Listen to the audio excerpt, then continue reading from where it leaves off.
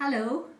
Well, it's today that for RCM members who live in England and who work in the NHS, that ballot papers will be popping through your letterboxes. And I thought therefore it was timely for me to do a blog for you and just tell you a little bit more about this ballot and about what it means for you as a midwife. The first thing I want to say is the decision to ballot RCM members on the issue of your pay was not taken lightly. It was a really big decision for the RCM board. It was one they considered really carefully, and we know that it is hard for you to even contemplate taking any sort of industrial action. But the RCM is recommending very strongly that you vote yes, both on the question of are you willing to undertake a short stoppage, which is effectively strike action, and on the question of taking action short of a strike. So we want you to put a yes in response to both of those questions. What it means for us is that we will then have a really strong mandate to take to employers and governors saying midwives aren't happy. Government, I mean, not governors, saying midwives are not happy.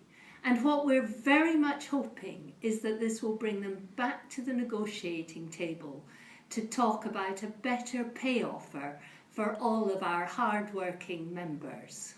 We know as well as you do that midwives need to be treated well if you're going to give the quality of care to women and babies that they deserve.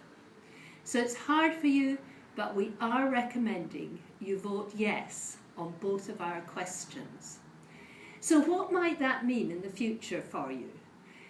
Well, a short stoppage is exactly what it says. It's a short stoppage, probably no more than 4 hours, and we will not be expecting any midwives to put women and babies at risk during that period. So a midwife who's working on a busy labour ward, giving care to a woman in labour, would not be expected to stop work. What then does action short of a strike mean?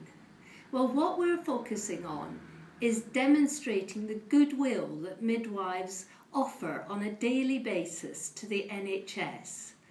We're highlighting all of the unpaid overtime that midwives undertake, all of the breaks you miss. An action short of a strike will include not working unpaid overtime, asking to be paid for it, and asking to take your breaks. That's the sort of thing that is the goodwill that midwives are showing on a daily basis. What we're not expecting any midwife to do is do anything that jeopardises her registration with the Nursing Midwifery Council.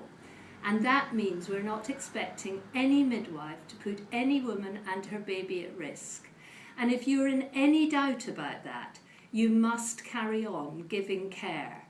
You might want to ask the opinion of your line manager or your supervisor, or you might want to ring us up and ask our advice. But our priority is the woman and her babies, and her baby.